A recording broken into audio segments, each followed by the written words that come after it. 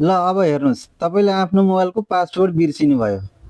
के राख्नुभयो, यो हान्दा नि मिल्दैन, यो हान्दा नि मिल्दैन, फोन लक भनेर आयो। अब यस्तो अवस्थामा तपाईँले कसरी पासवर्ड रिसेट गर्न सक्नुहुन्छ?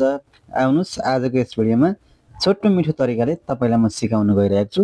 तपाईँले मोबाइल फर्मेट गर्दाखेरि तपाईँको मोबाइलमा भएका सम्पूर्ण डाटाहरू रिमुभ हुनेछन्, यो कुरा चाहिँ याद गर्नुहोला। सबैभन्दा पहिला मोबाइललाई अफ गर्नुहोला।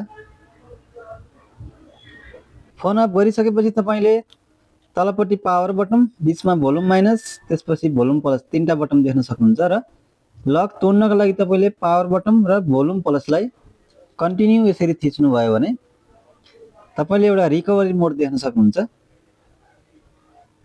रिकभरी मोड भनेको कस्तो हुन्छ म तपाईँलाई देखाउँछु। जस्तै फोन अन भइसकेपछि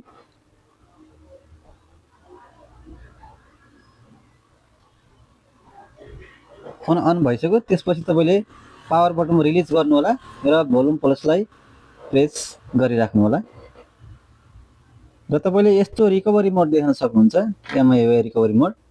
र बिचमा देख्न सक्नुहुन्छ विप डाटा, भोल्युम माइनसले तल सार्ने, ओके गर्ने पावर बटनले, त्यसपछि विप अल डाटा भनेको छ, त्यसलाई ओके गर्ने पावर बटनले, तल यस कन्फर्म भनेको छ, तल सार्ने भोल्युम माइनसले, ओके गर्ने पावर बटनले।